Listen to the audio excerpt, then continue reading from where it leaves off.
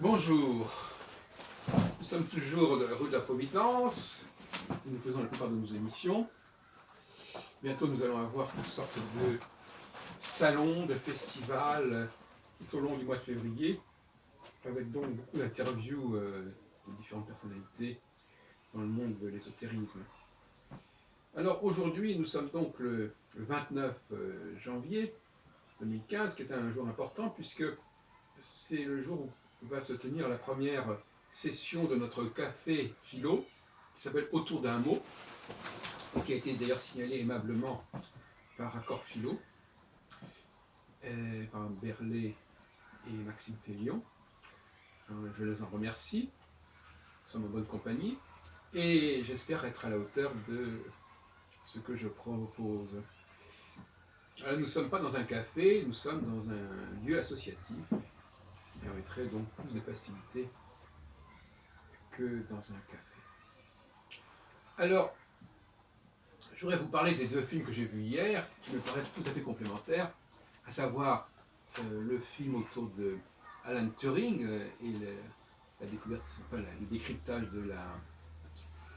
du code Enigma allemand, et également le film sur Stephen Hawking, une histoire du temps, d'ailleurs je ne sais pas le titre d'origine d'ailleurs. Et ces deux personnages, Hawking et Turing, sont tout à fait emblématiques. Ils sont emblématiques pourquoi? Parce qu'ils représentent deux idées de Dieu différentes. Une idée avec Hawking qui est celle de l'étude de l'univers, et l'autre avec Turing qui est l'étude de ce que les hommes élaborent. Parce que le code Enigma, c'est fabriqué par les hommes. Et tout ce qui est de l'ordre de la technologie est également quelque chose d'humain par opposition au champ de la science. Que Turing arrive à décrypter un système inventé par les hommes me paraît extrêmement intéressant, et c'est tout à fait différent du décryptage que pourrait faire Hawking ou d'autres scientifiques de ce que Dieu aurait élaboré. Il y a donc deux types de décryptage, à deux niveaux différents. Moi-même, pour dire la vérité, je me situe beaucoup plus du côté de Turing que du côté de Hawking, comme vous pouvez imaginer. Ce sont deux voies, deux épistémologies différentes, et qui ne sont certainement pas sans présenter certains aspects communs. Je disais donc deux dieux, effectivement.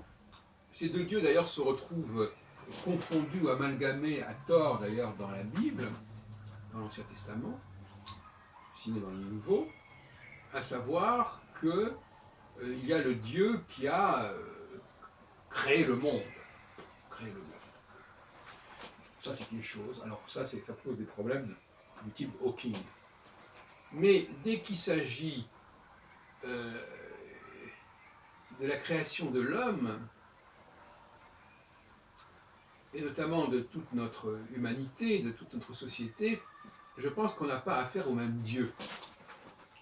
On a affaire à des dieux qui sont eux-mêmes tributaires de la première création, c'est-à-dire celle de l'univers. Ça veut dire quoi? Ça veut dire que ça peut vouloir dire des différents extraterrestres, différentes humanités, différents mondes habités, etc. Qui sont dotés d'un langage, etc. Même si le mot langage peut être utilisé au niveau également de la science dure. Et certainement les mathématiques sont communes aussi bien à Hawking qu'à Turing. Voilà. C'est le seul point commun qu'il y a entre ces deux plans. Alors moi je préconise la séparation entre le signifiant, sous le même signifiant Dieu, il y a des choses extrêmement différentes, donc il y a des signifiés extrêmement différents. Et c'est une cause de confusion considérable. Je suis dans la ligne de Jean Saint-Dié, n'est-ce pas? C'est-à-dire qui considère que le récit de la Bible est un récit qui nous parle de la création par des extraterrestres ou par des civilisations supérieures, de la création de notre humanité. Et je ne pense pas qu'on puisse être astrologue, parce que finalement, l'astrologie se trouve un peu aux confins entre ces deux problématiques. Et d'ailleurs, les astrologues sont clivés et sont séparés par cela.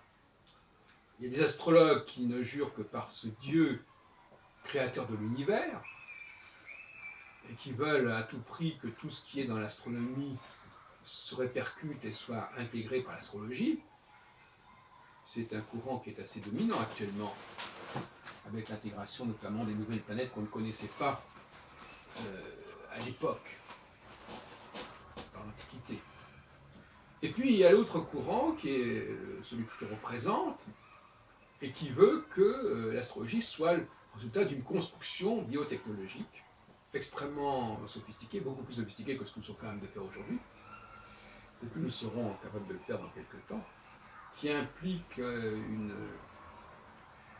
sensibilisation, un branchement des êtres humains par rapport à des signaux cosmiques qui eux-mêmes ne sont jamais que des signifiants ici. C'est-à-dire que les signaux cosmiques en question ne sont pas de l'ordre de l'astronomie, même s'ils sont astronomiquement observables.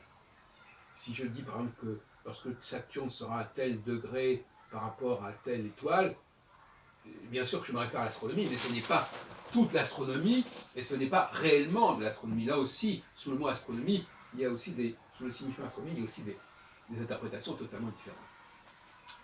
Là aussi, si on ne prend pas la peine de préciser les choses, on finit par dire n'importe quoi, et on ne sait pas de quoi on parle. Donc là aussi,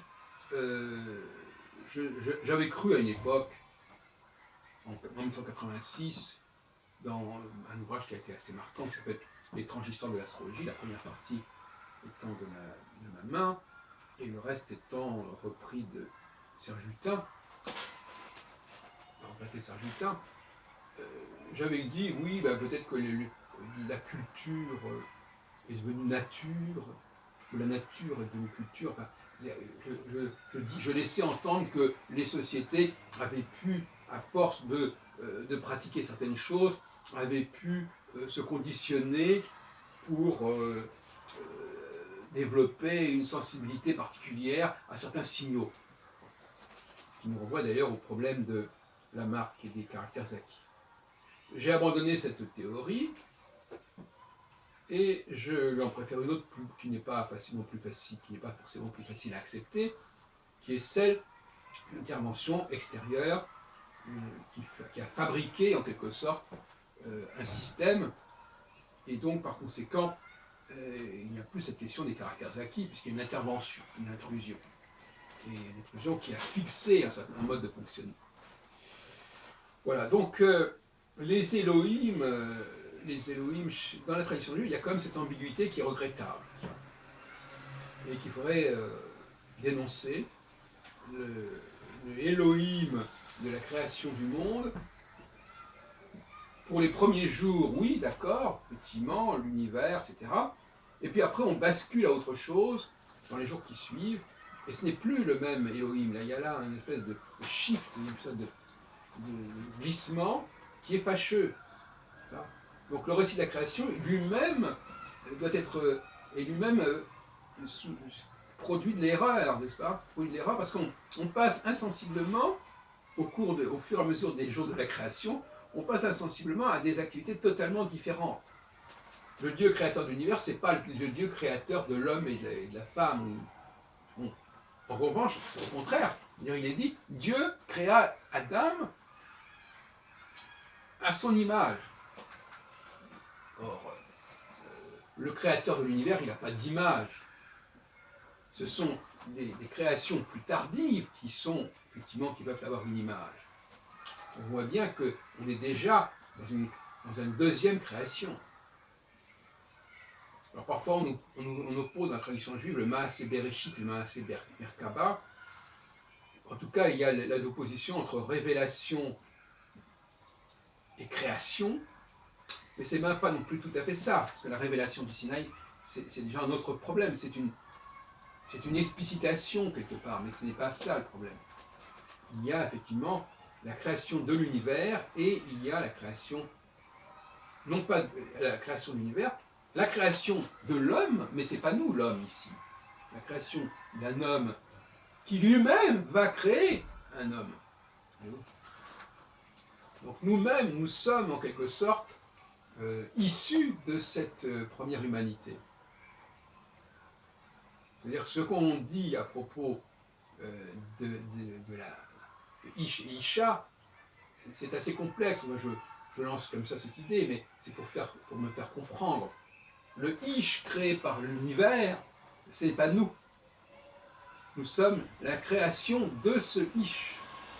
Nous sommes extraits de ce Ish, comme Isha est extrait de Ish. Enfin bon, peu importe. Mais je veux dire que, en vous parlant, je m'aperçois qu'effectivement, il y a là un processus d'extraction de la part de l'homme, Adam, vers un autre homme qui est nous, en fait, qui est nous, qui peut-être pourrait être qualifié de Enoch ou de Ish. Je renvoie à mes travaux sur le tétramorphe avec les 4 signifiants, Shor, Necher, Arié et Enoch. Et donc, qui remplace Adam, qui n'est pas correspondant. Bon. Donc nous avons été créés par Adam, nous sommes les fils d'Adam, mais Adam a créé lui-même sa propre humanité. Et donc le chapitre 2 de la Genèse qui nous parle de l'émergence de Ish et Isha, de Isha qui est extraite de Adam et qui donne Ish, Isha, nous sommes dans cette problématique-là. Donc nous ne sommes pas nous-mêmes androgynes, mais nous sommes issus de cet androgyna fondamental. Donc la religion juive, à mon avis, c'est d'abord l'affirmation de cette création de l'homme, de nous-mêmes, et non pas la création de l'univers. Et je voudrais qu'on commence à distinguer ces deux plans. Est-ce qu'ils sont mieux distingués dans les évangiles? Ce n'est pas certain. Mais quelque part, en effet, le Dieu de l'évangile, est-ce que c'est le Dieu qui a créé l'univers? Ou est-ce que c'est ce fameux Adam, qui est pour nous un Dieu en quelque sorte, et dont nous serions les descendants? Est-ce qu'il y aurait une force plus grande? C'est-à-dire qu'en fin de compte, Jésus serait envoyé par cet Adam vers le Ish que nous sommes. En fin de compte, il y aurait la confrontation entre deux humanités, l'humanité adamique et l'humanité ishique. Voilà.